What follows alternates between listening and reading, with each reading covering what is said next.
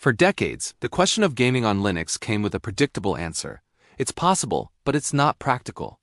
That reputation lingered for years, shaped by poor driver support, limited game availability, and a general lack of industry attention. But in 2026, the reality looks very different. Linux gaming is no longer a niche experiment reserved for enthusiasts willing to tinker endlessly. It has evolved into a serious, competitive platform capable of delivering performance that often rivals and sometimes exceeds other mainstream operating systems. Still, the truth about Linux gaming performance in 2026 is not a simple victory story.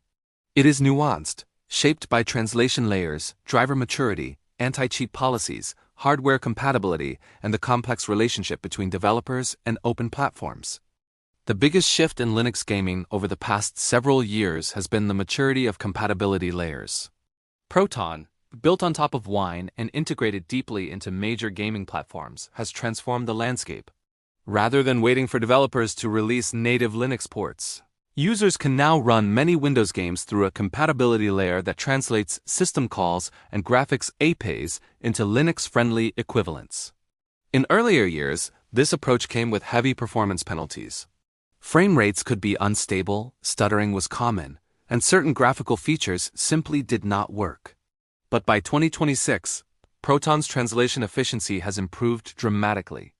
Thanks to advances in Vulkan DXVK, VKD3D Proton, and shader pre-catching systems, many DirectX 11 and DirectX 12 games now run at performance levels remarkably close to native Windows installations.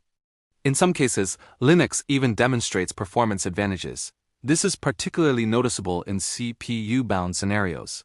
Linux's scheduler has long been praised for its efficiency and responsiveness under load.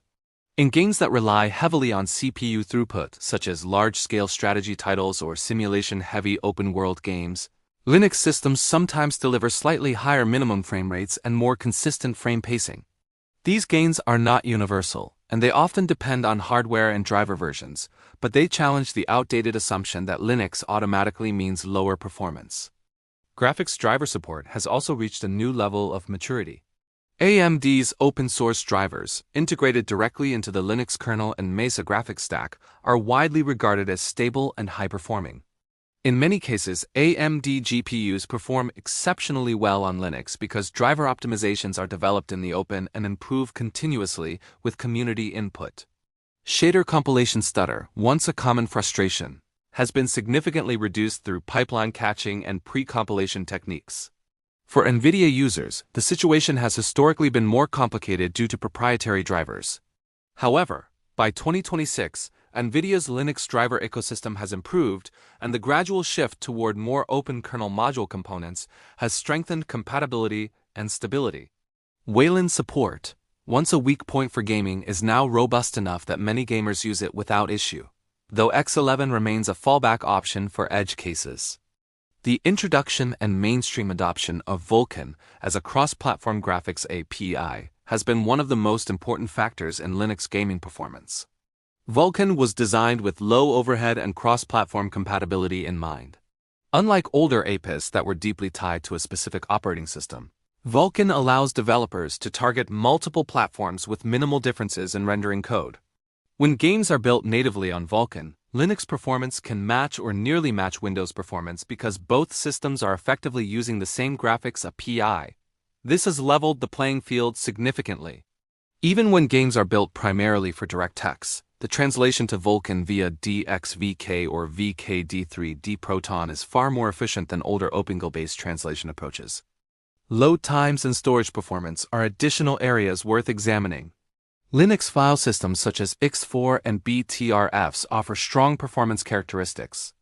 Combined with modern NVMe drivers and efficient I/O schedulers, Linux systems often demonstrate competitive load times in games.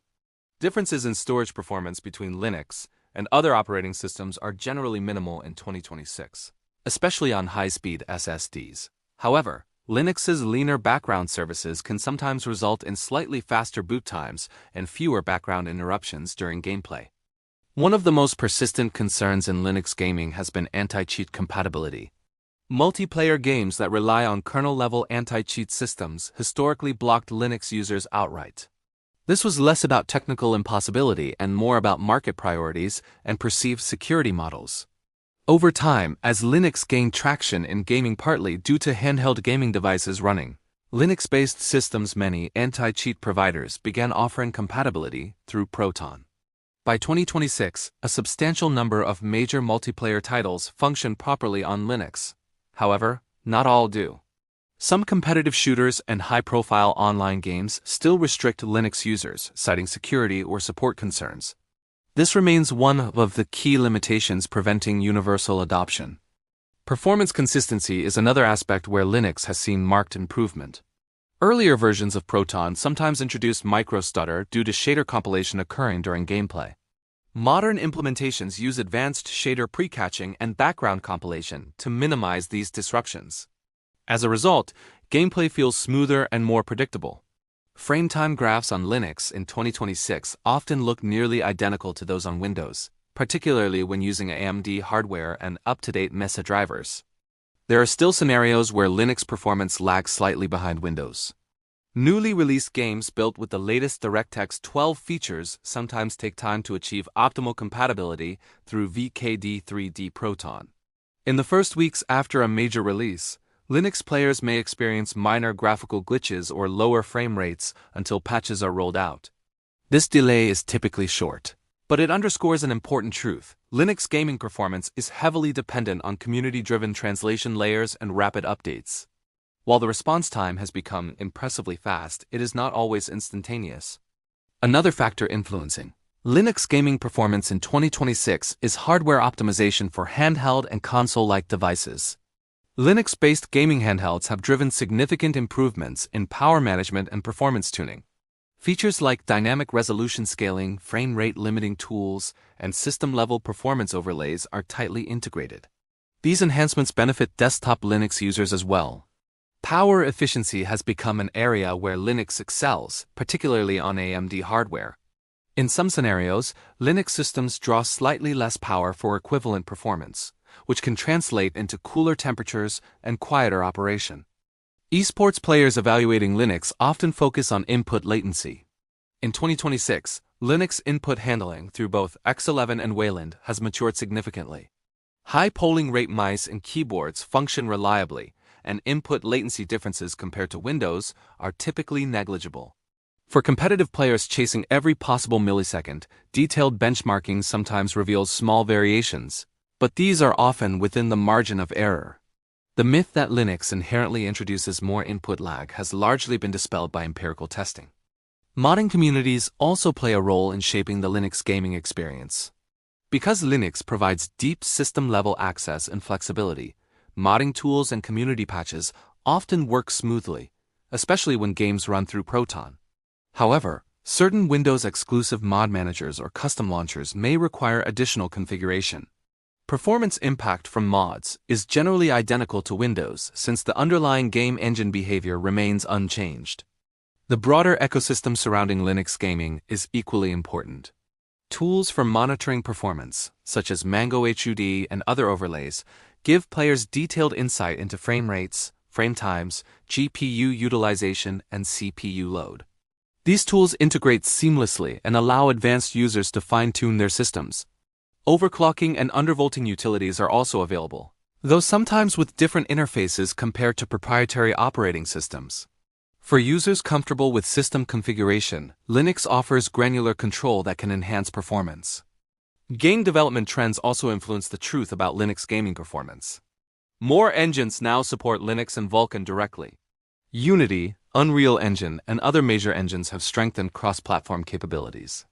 While not every developer chooses to release a native Linux build, the underlying engine support makes compatibility through Proton more reliable.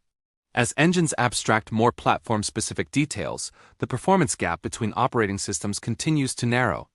It is important to address perception versus measurable reality. Some users still assume Linux gaming is inherently unstable or experimental. In practice, many players in 2026 install a Linux distribution, log into their gaming platform, download titles, and play with minimal additional steps.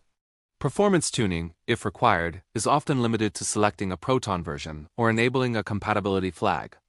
For the majority of popular single-player and many multiplayer titles, the process is straightforward. However, Linux gaming does require a certain awareness of hardware compatibility. While most mainstream GPUs are well supported, very new hardware releases can experience brief driver maturity periods. Early adopters sometimes act as unofficial testers, reporting bugs and helping refine performance. This collaborative model accelerates improvement, but can introduce short-term inconsistencies. The economic dimension also shapes the truth about Linux gaming performance. Because Linux itself is free and open source, users can allocate more budget toward hardware rather than operating system licensing. This doesn't change raw performance metrics directly, but it influences overall value. A well-configured Linux system paired with strong hardware can deliver exceptional gaming results without additional software costs. Virtual reality gaming on Linux has also improved, though it remains an area where Windows retains broader official support. Some VR headsets and platforms function well on Linux, but others rely on proprietary ecosystems with limited compatibility. Performance in supported VR scenarios is competitive, but the ecosystem is not as universally plug-and-play. Cloud gaming introduces another angle. Since many cloud gaming servers run on Linux infrastructure, the operating system's performance characteristics underpin remote gaming experiences worldwide. Even players who use other operating systems often indirectly rely on Linux-powered servers. This highlights a broader truth. Linux is deeply embedded in the gaming industry's back-end infrastructure, even when it isn't visible on the desktop. Ultimately, the truth about Linux gaming performance in 2026 is that it is no longer defined by compromise. For most single-player games and a growing list of multiplayer titles, performance is within a narrow margin of windows, often between 0 and 5% difference. In some optimized cases, Linux edges ahead. In others, it trails slightly. The gap, once dramatic, is now subtle. Yet perfection has not been achieved. Certain anti-cheat systems, niche peripherals, or brand-new AA releases can still present obstacles. Users who demand absolute day-one parity for every major competitive title may encounter occasional friction. But for the majority of gamers, especially those who value system control, privacy, and open ecosystems, Linux has become a viable primary platform. The narrative has shifted from "Can Linux run games?" to "How well does Linux run this specific game?" That change alone reflects enormous progress. Performance optimization is now an ongoing, collaborative effort involving kernel developers, graphics driver teams, compatibility layer engineers, and the gaming community itself.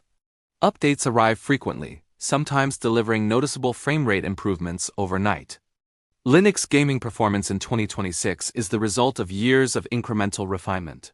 It is powered by Vulkan's efficiency, Proton's translation accuracy, Mesa's rapid development, and a community that relentlessly benchmarks, reports, and optimizes. It thrives particularly on AMD hardware, performs strongly on modern NVIDIA drivers, and scales well across a wide range of system configurations. The truth is not that Linux has replaced every other gaming platform. It is that Linux has matured into a competitive, stable, and high-performing option. For many players, it is no longer a secondary experiment but a primary choice. The performance story is no longer about catching up. It is about maintaining parity and pushing boundaries. In 2026, choosing Linux for gaming is less about sacrifice and more about preference.